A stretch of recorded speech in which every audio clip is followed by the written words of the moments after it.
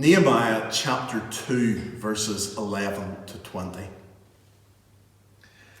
I went to Jerusalem, and after staying there 3 days, I set out during the night with a few men.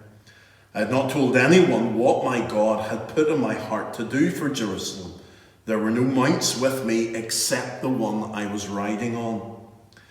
By night, I went out through the valley gate towards the Jackal Well and the Dung Gate, examining the walls of Jerusalem which had been broken down and its gates which had been destroyed by fire. Then I moved on towards Fountain Gate and the King's Pool, but there was not enough room for my mount to get through, so I went up the valley by night examining the wall. Finally, I turned back and re-entered through the valley gate.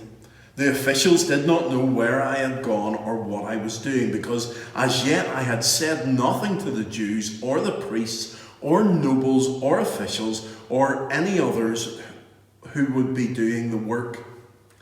Then I said to them, "You see the trouble we are in.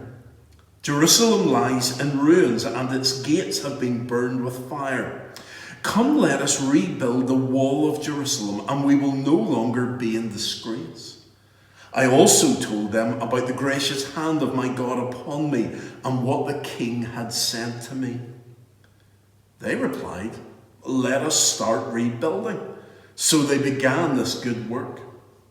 But when Sanballat the Horonite, Tobiah the Ammonite official, and Geshem the Arab heard about it, they mocked and ridiculed us.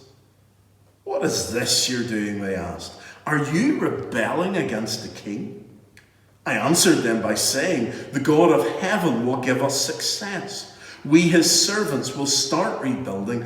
But as for you, you have no share in Jerusalem or any claim or historic right to it." Amen.